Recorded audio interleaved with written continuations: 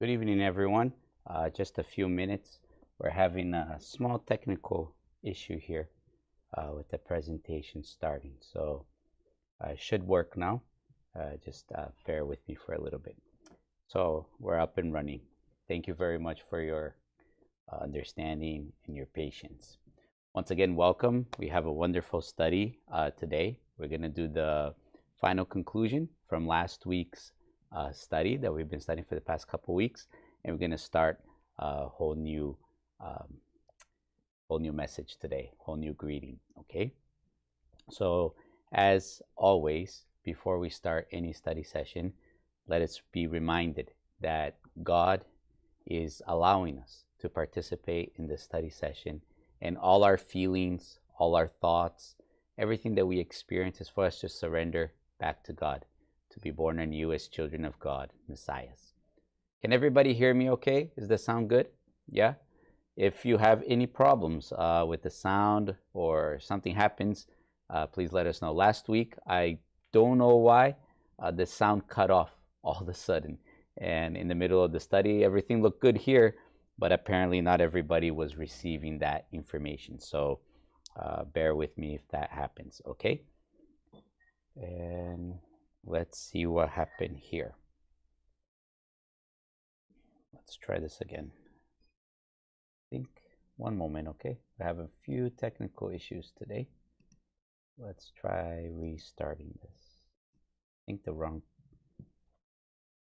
show was initiated here.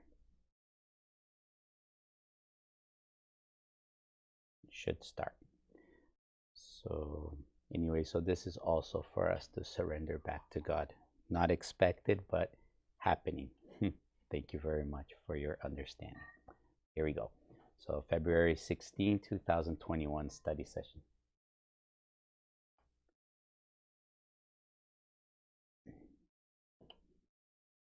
Let's begin with the sacred oath.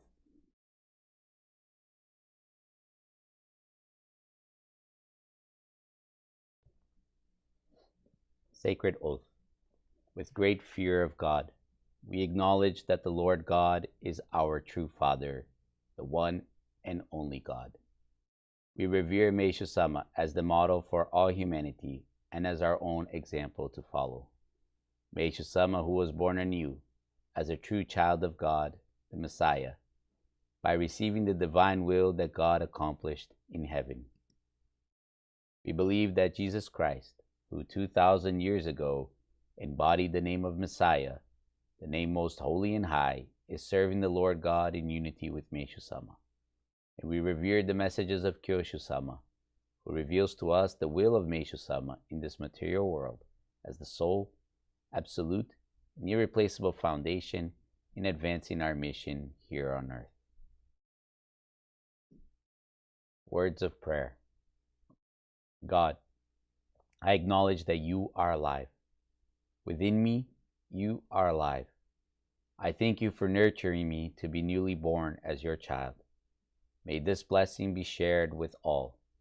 In the name of Messiah, which is one with Meshusama, I surrender myself to you. Please use me as you wish. So the hymn I chose for today's study is the following from Meshusama. This was published back in November 2020. I believe many of you have seen, but just in case you haven't. So, O you, the saint who prayed for your enemies, allow me to remember and feel your heart, your great and compassionate heart. Meshusama. O you, the saint who prayed for your enemies, allow me to remember and feel your heart, your great and compassionate heart. So this hymn really touched me for two reasons. Right here, Meshusama is clearly talking about Jesus, right? And he's talking about the fact Jesus not only prayed for himself and families and friends and those around, but for his enemies too, right? But what really touched me here is Meshusama asking to remember, and not only remember, but to feel that heart of Jesus, right? Meshusama recognizing that divine work that God was accomplishing through Jesus, and asking permission to remember and feel that heart. And what kind of heart was that? That great and compassionate heart, right? The true compassionate heart of Jesus. And so it goes very much with what we've been studying the past couple weeks. And I like for us to keep that in mind, right? Meshusama's posture. Meshusama wasn't here showing that he was better than Jesus or he was here to compare. On the contrary, as we've been studying, right? Showing us that he came to fulfill and complete this work that Jesus taught us, and asking to remember and feel that heart, right? That great and compassionate heart. So let's keep that in mind as we continue the third part of our study today. As we read the message from Meshusama, we continue reading A Promised Future from the November monthly service held at the headquarters on November 1st, 2020. So when we stopped last week, we were looking at the tremendous speed in which Meshusama was moving forward with the divine plan, right? We've seen the past couple of weeks how Meshusama's ultimate objective was to please God, right? To serve God. And only through pleasing God, through truly fulfilling the wish and the will of God that God had assigned to Meshusama, could humanity achieve true happiness, right? Could people attain true happiness, return to heaven, and be born anew as children of God, Messiahs?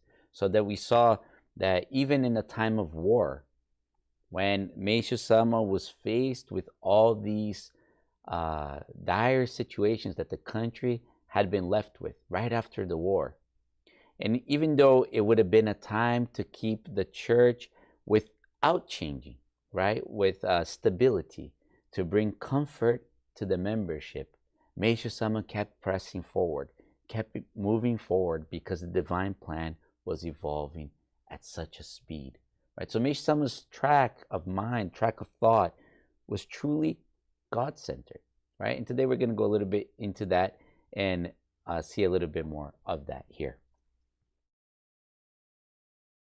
So Meshusama continues in his greeting, right? The members at the time thought, at last, the freedom of religion was established, and they finally formed Japan Kanon Church. They finally formed Japan Miroku Church.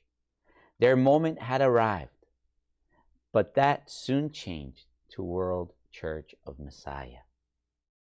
Still more, it was during the turmoil of the post-war period that it would have been normal to seek as much stability as possible and go forward.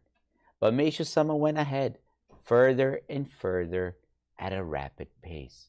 So as we saw, right after the post-war, there were two churches, right? And within a year or two after establishing them, Meshusama took them down and opened World Church of Messiah, right? It's completely new church without that Japanese name and entity, right? Really with Christian characteristics. And Meshusama didn't stop there. He kept going, right? He kept pushing forward further and further. Furthermore, it was not only the name change. At the time, Church of Messiah was a very small religious group then compared to Christianity. But Meshusama said that these two major forces, Christ in the West, Messiah in the East, will work in concert with each other, and world peace will be realized through them. What great conviction in spirit.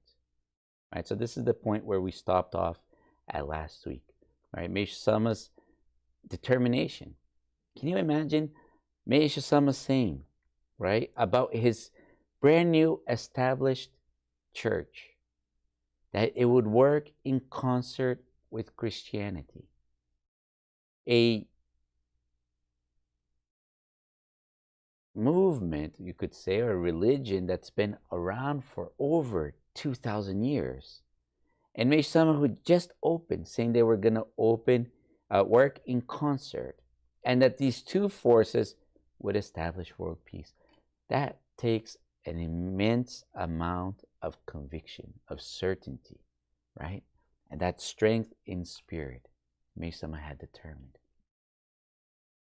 Masaksama continues. So I believe that the members at the time were beyond confused. Rather, I believe they were stunned. And remaining in that stunned state, decades passed. To seek Meshusama's true will is of course difficult, but it was especially so after Meshusama's ascension. Right? Can you imagine that state of shock? I think it's, we've discussed it a couple times in the past couple weeks, right? A complete sense of, disorientation, you might say, right? They think all the members thinking they're heading in one direction, but in reality, Meshusama is showing something completely bigger, grander, and impossible to compare with whatever idea of religion and faith that we've had up until that point, right? What we humanly interpreted as that. And in that stunned state, right, as Masaksama says, we just carried on for decades, especially after Meshusama's ascension. Jesus Christ and Meshusama. It was only natural for the members to simply believe that Meshusama was higher, and up proceeding with religious activities in that way. But now we are allowed to recall Meshusama's true will through Kyoshusama. What a joy this is, right? So in that stunned state, the membership, the church, followed a path were very superficial understanding of what Meshusama was really talking about. And since Meshusama made his ascension right, soon after that, it was just assumed that Meshusama was better, that Meshusama's divinity was higher, but not truly understanding Meshusama's true will. And what we are being guided to now is to see, right? Kyoshi-sama is showing us, allowing us to recall Meshusama's true will. In other words, to look at Meshusama's sacred word and see the essence behind that we couldn't perceive. And that's a huge blessing, because I believe, and this is something I can say that I felt, right? In the past 20-something years as a member, it's like we had no direction. We didn't know where we were going, what the true essence of our church was. So here we are doing all this effort, but it's the same as being running around in circles or in a maze without a GPS to guide you through that maze, right? And now I feel, finally we're able to have that direction. We know where we're supposed to go, and we're being given the tools to be able to achieve that, to be able to fulfill that. So it's beyond fulfilling, right? It's beyond grateful that we are being allowed to know this true essence of Meshusama's will. It's no longer based on what I believe it was, or what I think it was, or what I would like it to be. It's Meshusama's will in itself being revealed. So I believe we're truly blessed in this moment. And Masaksama continues. Truly, Meshusama is someone who changes rapidly like that. I'm sure all of you are hearing a lot about this recently. But the year before his ascension, regarding Jorei, the heart and soul of our church, and it could still be called the heart and soul, he suddenly said, Jorei is not so important anymore, and that from now on we entered the world of Sone. But imagine the member state, right? May someone not only change the name of the church, change the structure of the church, not only said he was going to work in concert with Christianity, but Jorei, the physical practice of Jorei, which was the heart and soul of the activities, Meshusama said, is not so important anymore. From now on, we enter the world of Soni. And he was showing us a whole new rhythm, a whole new world where God was going to be using us for that. These are Meshusama's words. Nobody's putting words into Meshusama's mouth. He said this repeatedly while he was with us physically. In this way, Meshusama moved forward, further and further, his speed. This quickness is a quickness that truly defies imagination. In my eyes, I imagine Meshusama always dashing at full speed in order to accomplish God's will. If that is so, after forgetting Meshusama's will for 60, 70 years, I wonder just how far Meshusama has gone ahead of us. Even if we used binoculars, he would be so far away we probably would not be able to see him at all. But now, being guided by Kyoshu-sama, aren't we trying to get closer to Meshusama, even if just a little? Meshusama is, as I imagine, someone who is running. Don't you think so, everyone? For every possible situation, he put in his utmost effort and was always running. So I believe that we, too, should imagine him running and, though not physically, go after him. I think we need to run after and follow Meshusama. But even though I say run, this does not mean running blindly. Actually, that is, we know that there is a goal, right? Meshusama's goal to be born anew as the Messiah. This is our goal, right? This is our direction. This is where we finally know where we're going to, which is something we had not known, was not clear, and not really comprehended at all these years, right? And to reach this goal, we are now running this race called the race of life. In other words, the whole reason why we're here, our whole existence, is to fulfill this plan of God, to reach this goal.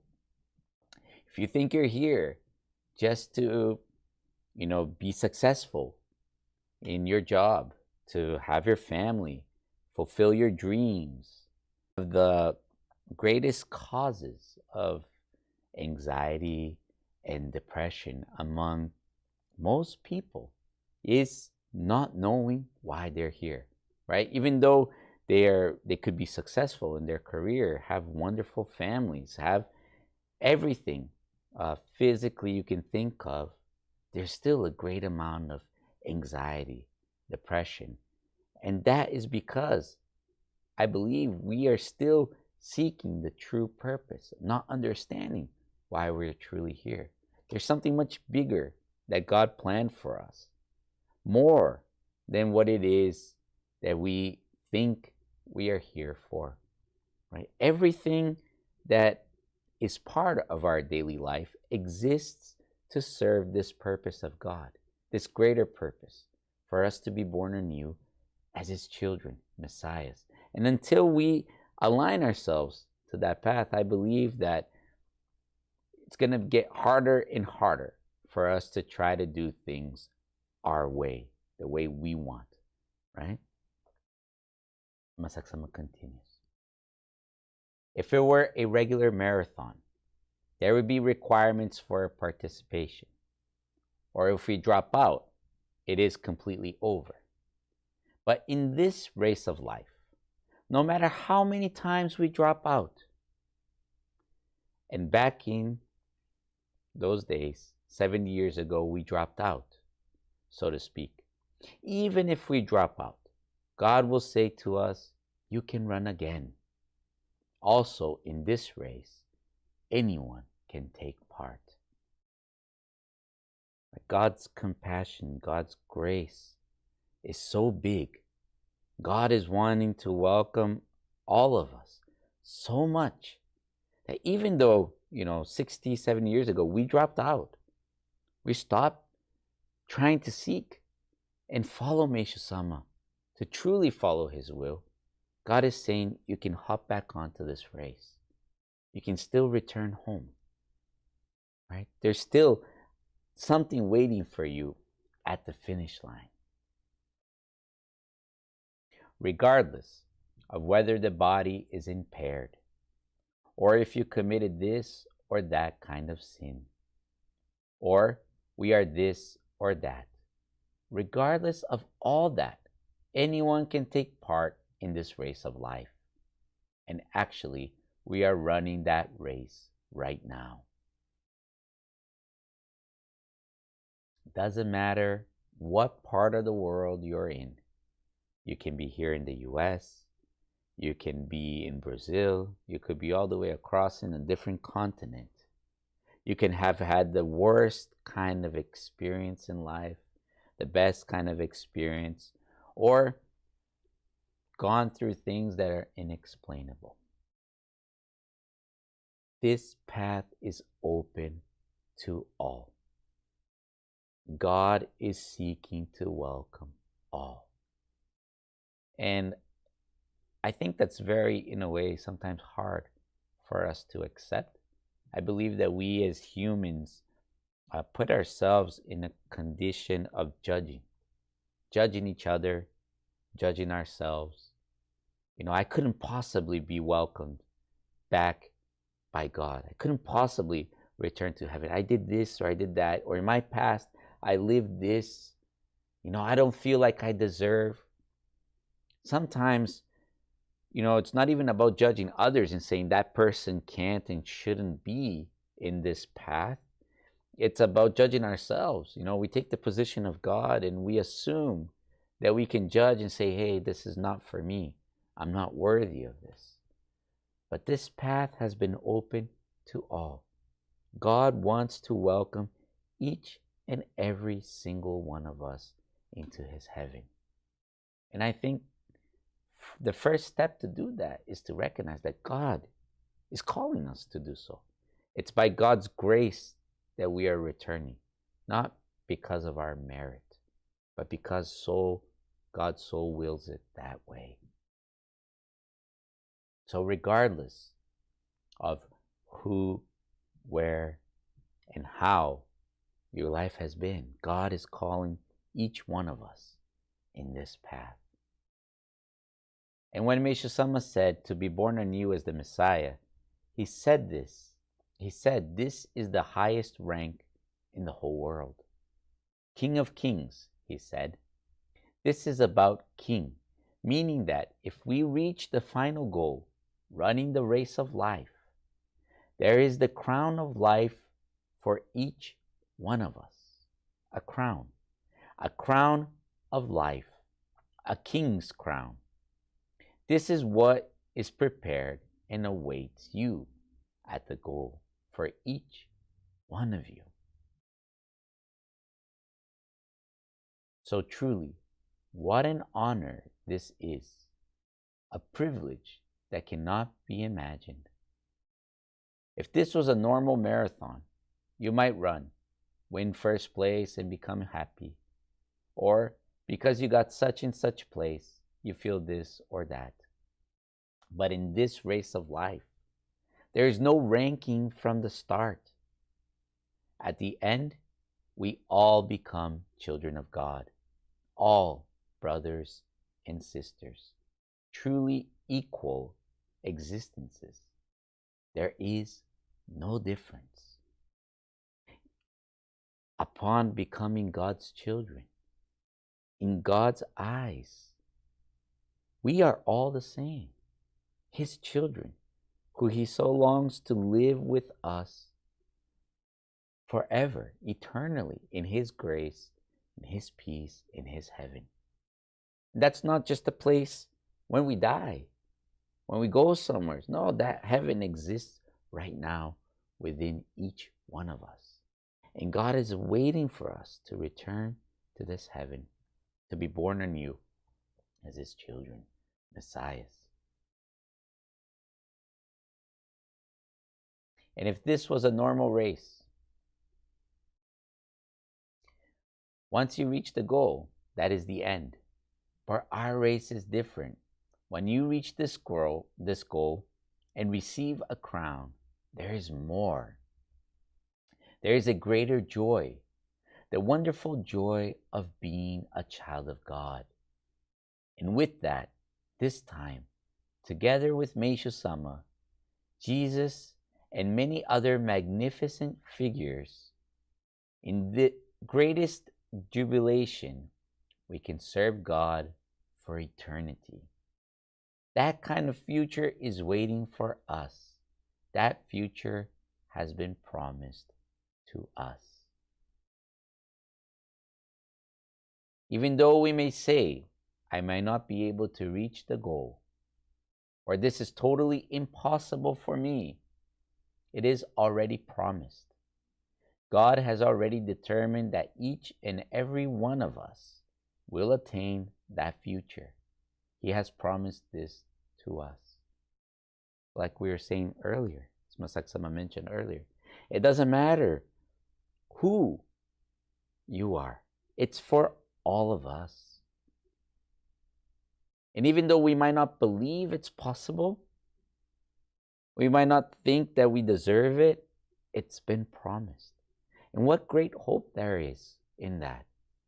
You know, I believe, in greatest part for not understanding this, for not knowing this, for a long time, we get caught up in the world around us and all the things that are happening around us, right? All the problems, all the situations. And as we've seen in other greetings and messages, all this that's happening around us is but a shadow.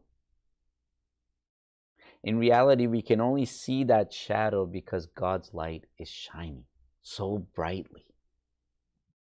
But we focus, and we've trained ourselves and created this habit of just looking at the shadow and not recognizing the light. We can only see the shadow because the light is there. But instead of focusing on the light, we focus on the shadow. And then we get caught up in the illusion. One, that all there is that shadow. And the second illusion is that there's nothing beyond that, nothing greater than that. And we don't realize that that shadow only exists to serve the purpose of us returning to God, to that light. Seeing all those feelings, all those thoughts through that shadow, to return with all humanity to God, to live this already promised future that exists for each and every single one of us. And I think that if we are able to, even for a little, shift that mindset to really see God alive, recognize that God is shining His light and God is welcoming us into His heaven by His grace, by His love, I believe everything in our life can truly transform. Our very way of living transforms by that in itself. Indeed, receiving a crown or running that kind of wonderful race may feel far removed from the various details of our everyday lives. In our daily lives, we are made to feel all kinds of thoughts and emotions from morning until night. Or we are restricted physically. I have to do this, I have to do that, I have to work, there's housework. We are restricted. But in there, even if for just a moment, I believe we must not forget to think, I am running the race of life that promises this future. I am taking part in the race where I receive the King's crown. That is how great a blessing we are receiving from God. If you're able to remember this within your daily life, even if just a little, I think it would be good. For us, an immeasurable joy that far exceeds the joy we humans normally feel is awaiting for us. And now we are running the race of life to reach that joy. But there is no doubt that this joy has not yet come. We cannot see it, nor has it come. But we cannot see it, nor has it come. But it has been promised to come. In believing it lies the value in believing it lies the value of our faith. So let us have conviction in this wonderful future that is to come. And with great hope, let us go forward together. Thank you very much. Yeah, to me personally, I can read this greeting many times, even though we've been doing it for several weeks. Past couple weeks, we've been doing studies. Every time I read, I perceive something new, right? And I can feel how truly blessed we are being to not only know where it is that we're going to, but how protected and how loved and how much grace God is embracing us in, right? That joy, though we might not feel it yet, to know that God is waiting to share that with us. You know, we take the words like joy and, we have our limited understanding of what that is. And here, Meshusama is showing clearly, right? This joy is beyond anything that we have experienced. So you can think of the most joyful thing that exists in the world. It's beyond that. And that's waiting. God is, I believe, very anxious, wanting to share that with us if we just recognize that, right? And we return to that race of life. Recognize that through our daily life, everything that we experience is all serving God's purpose for us to return to that point, to be able to receive that from God, right? To fulfill God's will. It's a truly very, very inspiring message. And today I'd like to begin the second reading from Meshusama's greeting, message number 4, right? The second coming of Christ. We saw the video. We did a partial study, but I'd like to read it again with each of you today and further share some reflections, thoughts. So we'll start it today and we'll continue it through next week, if that's all right. Meshusama's message number 4, second coming of Christ. It was shared January 2021. Sorry.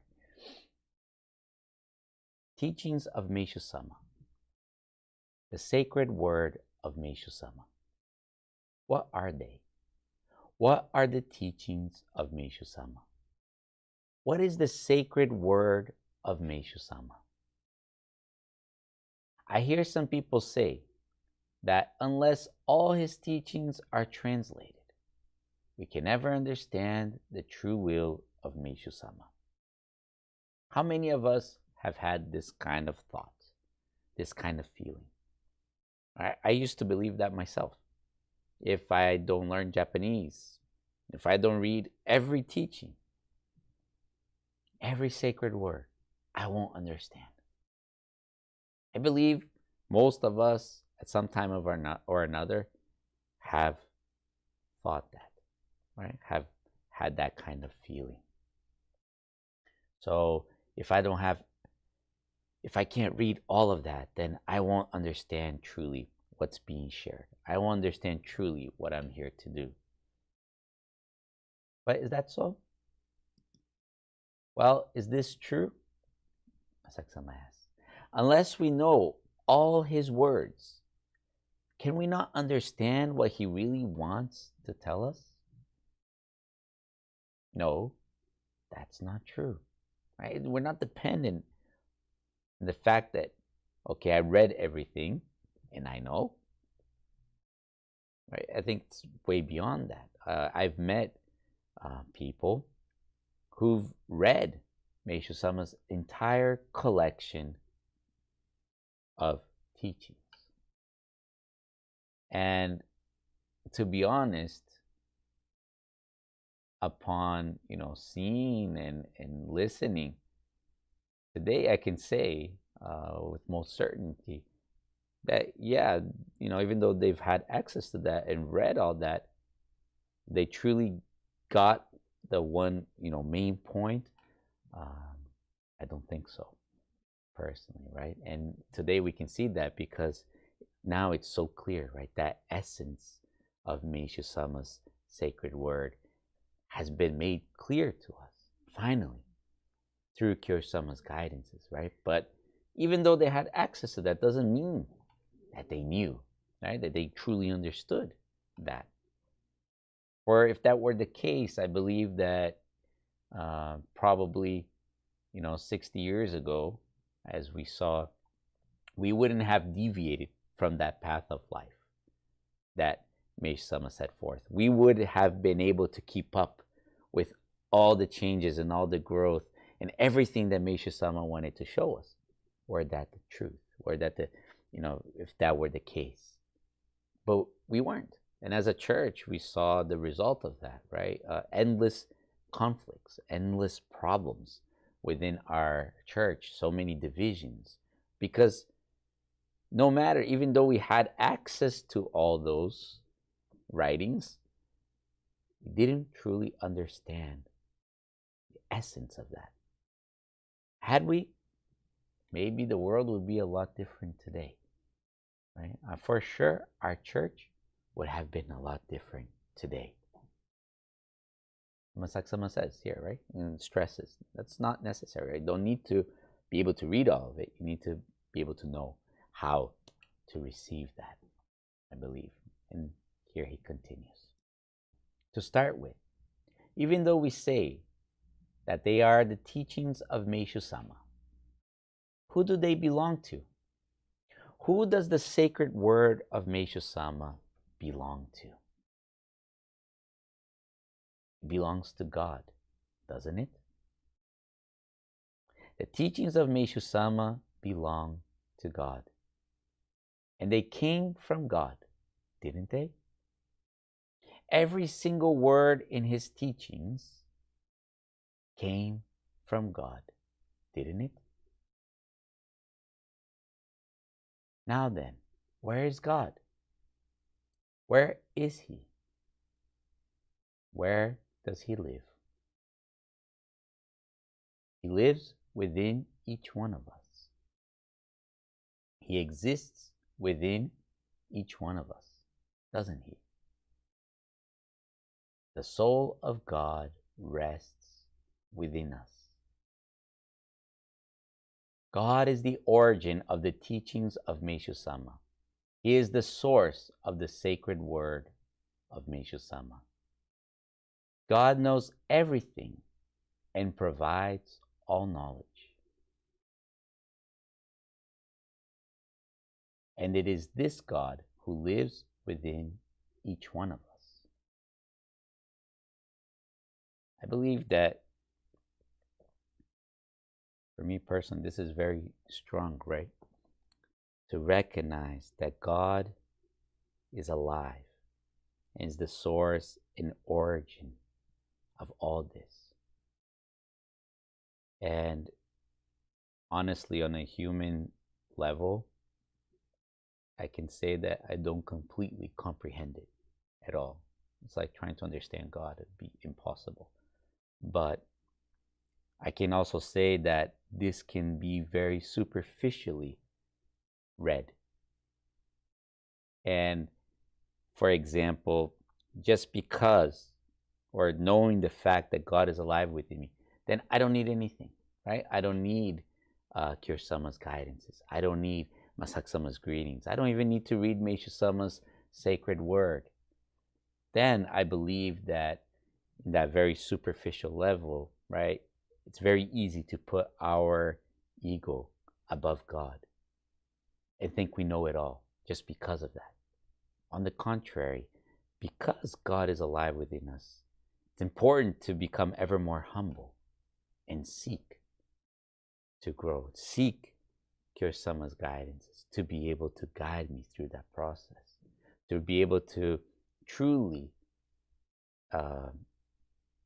learn to live and serve God that is alive within me.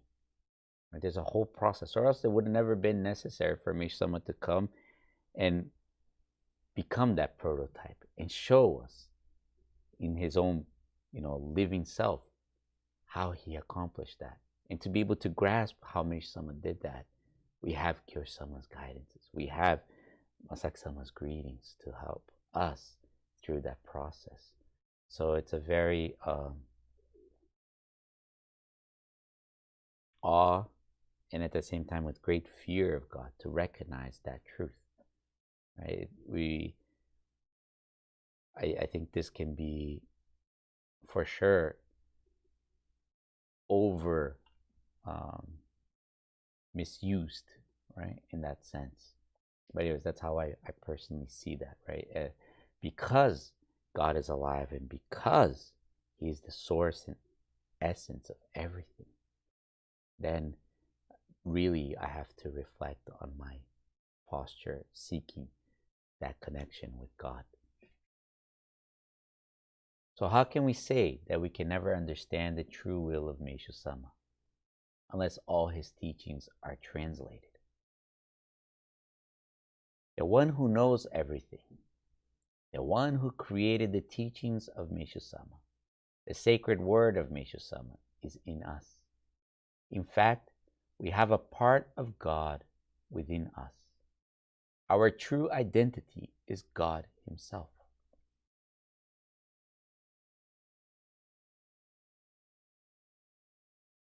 Translating all of his words may take another several decades or perhaps more, maybe 100 or 200 years.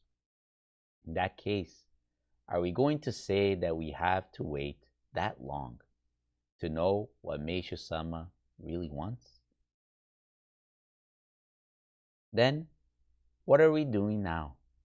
Are we just wasting our time without knowing his true will?